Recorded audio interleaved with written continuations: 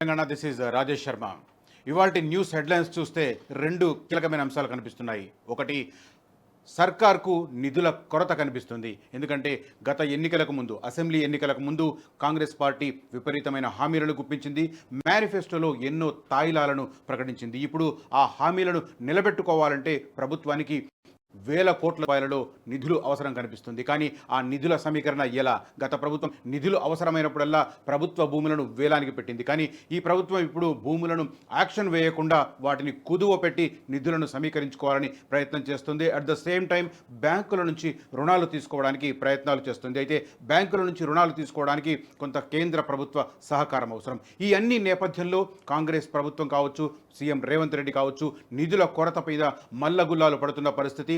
ఆర్థిక శాఖ అధికారులతో తీవ్ర స్థాయిలో సమీక్షలు నిర్వహిస్తున్న పరిస్థితి కనిపిస్తుంది. ఇక విపక్షం విషయానికి వస్తే, విపక్షం సంబంధించి గత 9.5 సంవత్సరాలుగా అధికారంలో ఉండి మున్ని మధ్య పదవి దిగిపోయిన బీఆర్ఎస్ నాయకులపైన, మరీ ముఖ్యంగా చెప్పాలంటే మాజీ ముఖ్యమంత్రి కేసీఆర్ కావచ్చు, మాజీ మంత్రుల మీద కావచ్చు, రకరకాల కేసులు ఒక్కొక్కటిగా వెలుగులోకి వస్తున్న పరిస్థితి. ఫోన్ ట్యాపింగ్తో మొదలైంది, ఆ తర్వాత విద్యుత్ కొనుగోలు ఒప్పందాలు, ఆ తర్వాత కాళేశ్వరం అవకతవకలు, ఇలా క్రమంగా వస్తున్న క్రమంలో ఇప్పుడు లేటెస్ట్గా కేటీఆర్ పైన ఇంకొక అఫిడవిట్ కేసు నమోదవుతున్న పరిస్థితి కనిపిస్తుంది. ముఖ్యంగా ఎన్నికల అఫిడవిట్లో తన కుమారుడు హిమాంశు పైన కోట్ల రూపాయల విలువైన భూములు ఉన్నాయి. అవి ఎలా వచ్చాయి? అతను మొన్నీ మధ్య మైనర్ నుంచి దాటాడు, మేజర్ అయ్యాడు. కానీ వేల కోట్ల రూపాయలకు సంబంధించిన ఆస్తులు ఆయన పేరు మీద ఎలా వచ్చాయి అని చెప్పి, వేల కోట్లు కావచ్చు, కోట్ల రూపాయలకు సంబంధించిన భూములు ఆయన పేరు మీద ఎలా వచ్చాయి, ఆయనకు ఆధార మార్గం లేకపోయినా కూడా ఆస్తులు ఎలా వచ్చాయి, ఈ విషయంలో క్లారిటీ ఇవ్వకుండా అఫిడవిట్ దాఖలు చేశారు కేటీఆర్ అని చెప్పి ఆయన మీద పోటీ చేసి ఓడిపోయిన కేకే మహేందర్ రెడ్డి అండ్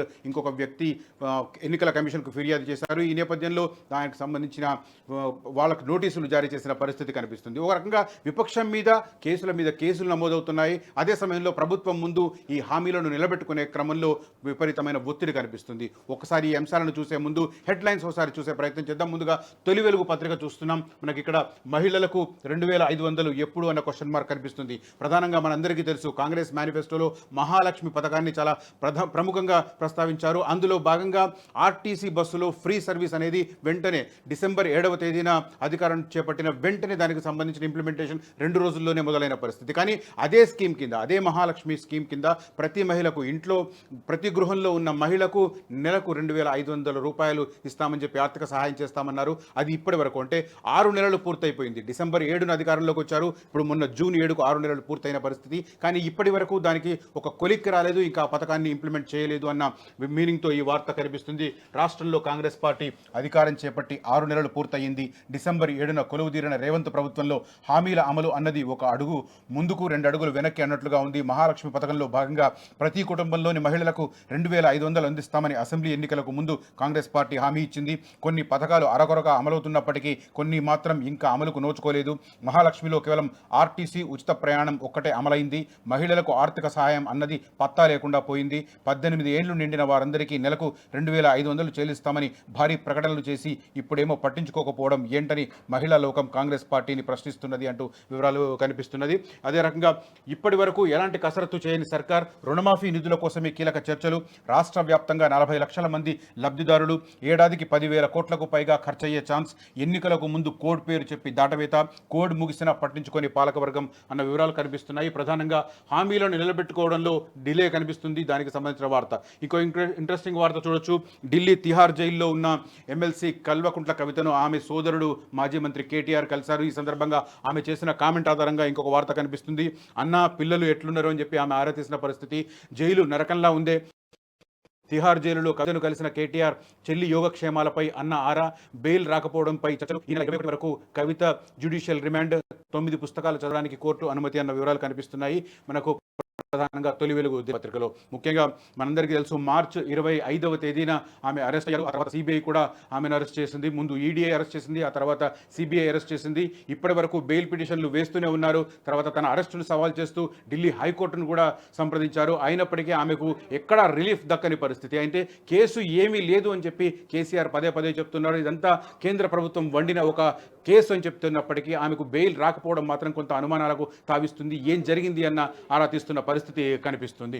ఇక తొలి వెలుగులో ఇంకో కీలకమైన అంశం కనిపిస్తుంది. మామ అల్లుళ్ళు జైలుకే అంటూ మనందరికీ తెలుసు. పేట్ బషీరాబాద్ ఏరియాకు సంబంధించి 32 గుంటల వ్యవహారం గత నెలలో వివాదాస్పదమైంది. కాంగ్రెస్ ఎమ్మెల్యే లక్ష్మణ్ కుమార్ వర్సెస్ మాజీ మంత్రి మల్లారెడ్డి అనే వ్యవహారం జరిగింది. ఈ నేపథ్యంలో ఆ భూమిని కబ్జా చేశారు అని రెవెన్యూ అధికారులు ఎండార్స్ చేసిన నేపథ్యంలో మాజీ మంత్రి మల్లారెడ్డి, అదే రకంగా ఆయన అల్లుడు రాజశేఖర్ పైన కూడా కేసు ఫైల్ అవుతున్న పరిస్థితి కనిపిస్తుంది. మామ అల్లుళ్ళు జైలుకే, మాజీ మంత్రి మల్లారెడ్డిపై భూ కబ్జా కేసు, పేట్ బషీరాబాద్ పోలీసులకు బాధితుడి కంప్లైంట్, కబ్జా కేసు నమోదు చేసిన పోలీసులు, మల్లారెడ్డితో పాటు రాజశేఖర రెడ్డిపై 7 సెక్షన్ల కింద కేసులు, 32 గుంటల స్థలం కబ్జా చేశారని ఆరోపణలు అన్న వివరాలు మనకు తొలి వెలుగు దినపత్రికలో కనిపిస్తున్నాయి. ఇక గొర్రెల పెంపకానికి సంబంధించి కూడా ఈడీ రంగంలోకి దిగిన విషయం మనందరికీ తెలుసు. ఈ విషయంలో తలసాని మెడకు ఉచ్చు బిగుసుకుంటుంది అన్న మీనింగ్తో ఇంకో వార్త చూడవచ్చు. తలసాని చుట్టూ ఈడీ ఉచ్చు, గొర్రెల పంపిణీ స్కామ్పై ఈడీ దూకుడు, పశుసంవర్ధక శాఖ ఆఫీసులో సోదాలు, కేసుకు సంబంధించిన వివరాలు సేకరణ అన్న వివరాలు మనకు ప్రధానంగా తొలి వెలుగు దినపత్రికలో కనిపిస్తున్నాయి. ఇక ఈనాడు దినపత్రిక విషయానికి వస్తే నేను ఇందాక ఎక్స్ప్లెయిన్ చేశాను. 2 నెలలు 30,000 కోట్లు అన్న బ్యానర్ ఐటమ్ కనిపిస్తుంది. రాష్ట్ర ప్రభుత్వానికి భారీ ఎత్తున నిధులు అవసరం ఉంది. తామిచ్చిన హామీలను నిలబెట్టుకోవాల్సిన అవసరం ఉంది. ఈ నేపథ్యంలో 2 నెలలు 30,000 కోట్లు, రుణమాఫీ, రైతు భరోసా, రైతు బీమాకు అవసరం అంటూ. ఎందుకంటే ఖరీఫ్ సీజన్ స్టార్ట్ అయింది. ఈ సందర్భంలో రైతును ఆదుకోకుండా ఉంటే మాత్రం అది రాజకీయపరమైన దుమారానికి దారితీసే అవకాశం ఉంది. ఈ నేపథ్యంలో రుణమాఫీ చేయాలి, రైతు భరోసా కింద నిధులు ఇవ్వాలి, అదే రకంగా రైతు బీమాకు ఇంప్లిమెంట్ చేయాల్సిన పరిస్థితి. ఈ 3 స్కీమ్లకు సంబంధించి దాదాపు 30,000 కోట్లు కావాలని అంచనాతో ఈ వార్త కనిపిస్తుంది. రుణాల సేకరణకు ఉన్న అన్ని మార్గాల అన్వేషణ, రిజర్వ్ బ్యాంకును సంప్రదిస్తున్న రాష్ట్ర ప్రభుత్వం అన్న వివరాలు కనిపిస్తున్నాయి. అదే రకంగా పంటలు సాగు చేసే వారికే రైతు భరోసా అంటూ ఏదైతే ఆర్థిక సహాయం చేస్తున్నారో, గతంలో ఏడాదికి 10,000 రూపాయలు సహాయం చేసేవారు, ఇప్పుడు దాన్ని 15,000 రూపాయలకు పెంచుతామని కాంగ్రెస్ పార్టీ తన ఎన్నికల మేనిఫెస్టోలో హామీ ఇచ్చింది. ఇప్పుడు ఆ హామీని నిలబెట్టుకోవాలంటే కొన్ని కండిషన్స్ అప్లై అన్న, అటు రుణమాఫీ కావచ్చు, ఇటు రైతు బంధు కావచ్చు, రెండింటికి కూడా రైతు బంధును ఇప్పుడు రైతు భరోసా అంటున్నారు.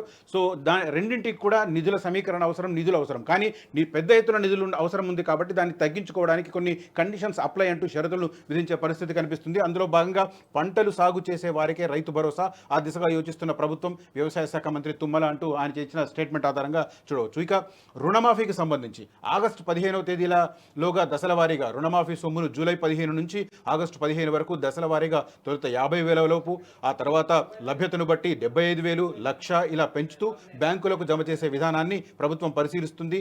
రైతుల్లో 70% మంది 1,00,000 లోపే ఉన్నట్టు వీళ్ళకి సంబంధించి రిలీఫ్ ఇవ్వడానికి ప్రయత్నం చేస్తుంది అన్న డీటెయిల్స్ మనకి ఇక్కడ కనిపిస్తున్నాయి ఈనాడు దినపత్రికలో. ఇక ముందు మాట తెచ్చిన ముప్పు అంటూ తెలంగాణలో ఈ తెలుగు వాచకానికి సంబంధించి స్కూళ్ళు తెరిసిన రోజే పాఠ్యపుస్తకాలు పంపిణీ చేశామని క్రెడిట్ దక్కించుకునే ప్రయత్నం చేశారు. కాకపోతే ఆ తొందరపాటులో అధికారులు కొంత తొందరపాటు వ్యవహరించడం వల్ల ఒక వివాదం తలెత్తింది. ముఖ్యంగా 1వ తరగతి నుంచి 10వ తరగతి వరకు ఉన్న తెలుగు వాచకంలో ముందు మాటకు సంబంధించి గత ప్రభుత్వంలో విద్యాశాఖ మంత్రిగా ఉన్న సబితా ఇంద్రారెడ్డి రాసిన ముందు మాటను దాంట్లో మెన్షన్ చేయడం జరిగింది. ఒకవేళ ఆ పేజీని కనుక తీసేస్తే దాని వెనకాల ఉన్న జాతీయ గీతం కావచ్చు, అదే రకంగా ప్రతిజ్ఞ కావచ్చు, ఇవి కూడా డిలీట్ చేయాల్సిన అవసరం. ఈ నేపథ్యంలో కొంతమంది అధికారులు పిచ్చి పిచ్చిగా వ్యవహరిస్తూ ఆ పేజీని చించేసి చివర్లో అతికించే ప్రయత్నం చేశారు. ఇదంతా వివాదాస్పదమైన నేపథ్యంలో దానికి సంబంధించిన వార్త కనిపిస్తుంది. ముందు మాట తెచ్చిన ముప్పు, సంచాలకుల రాధారెడ్డిపై బదిలీ వేటు, ముద్రణ విభాగం నుంచి సంచాలకుడు శ్రీనివాసాచార్యని తప్పించిన సర్కార్ అన్న వివరాలు కనిపిస్తున్నాయి. అదే రకంగా ఆంధ్రప్రదేశ్కు సంబంధించిన వార్త కూడా చూడవచ్చు.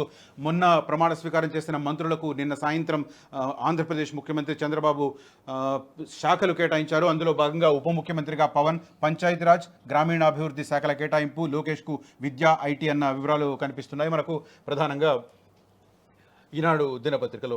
అదే రకంగా ధరణికి సంబంధించి గత 10 సంవత్సరాలుగా చాలా సందర్భాలలో వివాదాస్పదమైన ధరణికి సంబంధించి కొత్త ప్రభుత్వం, రేవంత్ రెడ్డి ప్రభుత్వం వచ్చిన తర్వాత ఒక కమిటీని నియమించింది. ధరణి ప్లేస్లో ఎలాంటి మార్పులు చేయాలనే విషయంలో ఒక కమిటీని నియమించింది. మాజీ ఎమ్మెల్యే కోదండరెడ్డి ఆధ్వర్యంలో ఈ కమిటీ ఏర్పడిన నేపథ్యంలో ఆ కమిటీ ఏదైతే ఒక నివేదిక రూపొందించిందో ఆ నివేదిక నిన్న మంత్రికి అందజేసిన పరిస్థితి. ఆ సందర్భంగా రెవెన్యూ ట్రైబ్యునల్ వేయబోతున్నారు త్వరలో అన్న వివరాలతో మనం ఈ వార్త చూడవచ్చు. త్వరలో రెవెన్యూ ట్రైబ్యునల్, కొత్త రెవెన్యూ చట్టం తీసుకొస్తాం మంత్రి పొంగులేటి శ్రీనివాసరెడ్డి అన్న వివరాలు కనిపిస్తున్నాయి ఈనాడు దినపత్రికలో. ఇక ఆంధ్రజ్యోతి విషయానికి వస్తే అక్రమ క్రమబద్ధీకరణపై విజిలెన్స్ నివేదిక సిద్ధం, త్వరలో ప్రభుత్వానికి అందజేత, అసెంబ్లీ ఎన్నికల వేళ అక్రమ పర్వం, రాజధాని చుట్టుపక్కల ప్రాంతాల్లో యథేచ్ఛగా ప్రభుత్వ స్థలాల కబ్జా, రెగ్యులరైజ్ చేసిన అధికారులు, బీఆర్ఎస్ నేతల ప్రమేయం అంటూ మనకి ఇందాక చెప్పుకున్నాం. మల్లారెడ్డికి సంబంధించిన ఒక్క కేసే మనకు వెలుగు చూసింది. కానీ ఇట్లాంటి ఎన్నికల హడావిడి కొనసాగుతున్న సందర్భంలో ఇట్లాంటి హడావిడులు చాలా చేశారు, చాలా కబ్జాలు చేశారు గత పాలకులు, కీలకంగా వ్యవహరించిన గత బీఆర్ఎస్ నాయకులు అని చెప్తున్నారు. దానికి సంబంధించిన వార్త మనం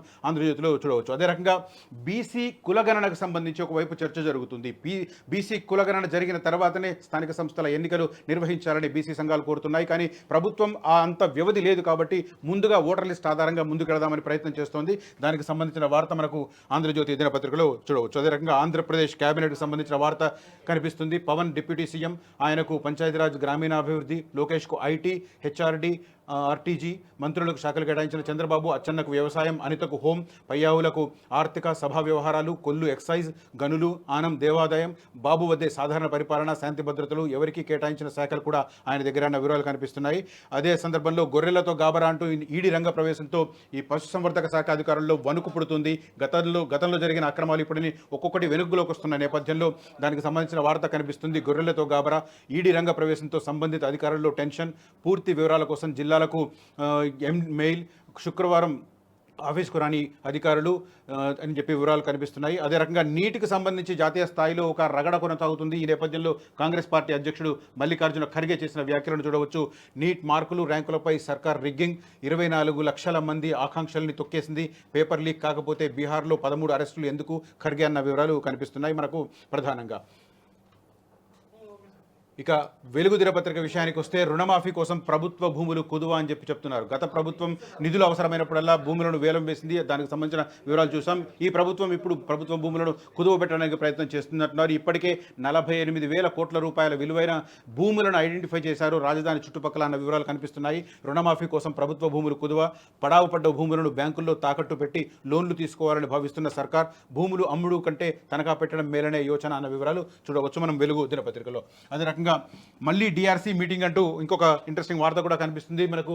జాతీయ స్థాయి, జిల్లా స్థాయిలో డిఆర్సీలు నిర్వహించడం, తద్వారా జిల్లాల్లో అభివృద్ధి కార్యక్రమాలను చేపట్టడం అనేది మనకు గతంలో ఉండేది. అయితే గత 10 సంవత్సరాలుగా దాన్ని పూర్తిగా కేసీఆర్ ప్రభుత్వం పక్కన పెట్టేసింది. డిస్ట్రిక్ట్ రివ్యూ మీటింగ్లను కండక్ట్ చేయడం అనేది పక్కన పెట్టింది. జిల్లా స్థాయి ప్రజాప్రతినిధులు, అదే రకంగా అధికారులు కూర్చొని జిల్లాకు సంబంధించిన అభివృద్ధి పథకాలను తీసుకోవాల్సిన పని ఉంటుంది. ఈ నేపథ్యంలో దానికి సంబంధించి మళ్ళీ డిఆర్సీ మీటింగ్స్ కండక్ట్ చేయబోతున్నారు. జిల్లా అభివృద్ధి సమీక్ష సమావేశాలు నిర్వహించాలని సర్కార్ నిర్ణయం. ఇప్పటికే ఉమ్మడి జిల్లాలకు ఇన్ఛార్జ్ మంత్రుల నియామకం, జిల్లా స్థాయిలో పరిష్కరించలేని సమస్యలు సీఎం దృష్టికి తెచ్చేందుకు అవకాశం, డిఆర్సీ మీటింగ్స్కు మినీ అసెంబ్లీలుగా గుర్తింపు, 10 ఏళ్లు పక్కన పెట్టిన గత బీఆర్ఎస్ ప్రభుత్వం అని కనపడుతుంది మనకు ప్రధానంగా వెలుగు దినపత్రికలో. అదే రకంగా జూలై 2వ వారంలో అసెంబ్లీ సమావేశాలు నిర్వహించడానికి ఏర్పాట్లు కొనసాగుతున్నట్టుగా తెలుస్తోంది. కేంద్ర బడ్జెట్ వచ్చిన తర్వాత దానికి అనుగుణంగా ఈ బడ్జెట్ సమావేశాలు నిర్వహించబోతున్నారు. అదే రకంగా కేటీఆర్కు హైకోర్టు నోటీసులు అన్న వివరాలు కనిపిస్తున్నాయి. ఇందాక ఎక్స్ప్లెయిన్ చేశాను. తన కొడుకు అఫిడవిట్ ఆస్తులకు సంబంధించి తన అఫిడవిట్లో క్లియర్గా ప్రస్తావించకపోవడం అనేది ఇబ్బందులు ఎదురవుతున్నాయి. దానికి సంబంధించి కేటీఆర్కు హైకోర్టు నోటీసులు, ఎమ్మెల్యేగా ఆయన ఎన్నిక చెందలేదంటూ కేకే మహేందర్ రెడ్డి మరో వ్యక్తి పిటిషన్లు, కొడుకుకు ఆస్తులు ఎట్లొచ్చాయో కేటీఆర్ చెప్పలేదని అభ్యంతరం, విచారణ 4 వారాలకు వాయిదా అన్న వివరాలు కనిపిస్తున్నాయి మనకు వెలుగు దినపత్రికలో. ఇక నమస్తే తెలంగాణ దినపత్రిక విషయానికి వస్తే రాష్ట్రంలో నిన్న చోటు చేసుకున్న కొన్ని కార్యకలాపాలకు సంబంధించి, శాంతి భద్రతలకు సంబంధించిన ఇష్యూస్ని హైలైట్ చేసే ప్రయత్నం చేసింది నమస్తే తెలంగాణ. అశాంతిలోకి తెలంగాణ, రాష్ట్రంలో అదుపు తప్పిన శాంతి భద్రతలు, పట్టపగలే హత్యలు, అఘాయిత్యాలు, నారాయణపేట జిల్లాలో రైతు దారుణ హత్య, ప్రాణహాని ఉందన్న పట్టించుకోని పోలీసులు, అందరూ చూస్తుండగా కొట్టి చంపిన ప్రత్యర్థులు, హైదరాబాద్లో నడి రోడ్డుపై యువకుడి హత్య, పట్టపగలే ఇంట్లో చొరబడి మహిళ గొంతు కోత, కాంగ్రెస్ నేతలు ఎస్ఐ లాకప్ డెత్ బెదిరింపులు, పాలమూరులో ఆత్మహత్య చేసుకున్న బీజేపీ నేత అన్న వివరాలు కనిపిస్తున్నాయి. ఇంకొక హేయమైన చర్య కూడా కనిపిస్తుంది. పెద్దపల్లి ఏరియాలో 6 ఏళ్ల బాలికపై లైంగిక దాడి, హత్య, తల్లి పక్కన నిద్రిస్తుండగా ఎత్తుకెళ్లి అఘాయిత్యం, సుల్తానాబాద్లో దారుణం, పోక్సో కేసు పెట్టండి సీఎం ఆదేశాలు ఉన్న వివరాలు నమస్తే తెలంగాణ దినపత్రికలో కనిపిస్తున్నాయి. ఓవరాల్గా ఇది ఇవాళ దినపత్రికల్లో ప్రధానమైన వార్తలు. ఇప్పుడు ప్రభుత్వం ముందు ఒకటి గతంలో ఇచ్చిన హామీలను నిలబెట్టుకోవడానికి చేయాల్సిన కసరత్తు, దానికి సంబంధించిన నిధులను సమీకరించాల్సిన పరిస్థితి. అసలైన తొలి వెలుగు. ఫాలో వాట్సాప్ @తొలి వెలుగు official.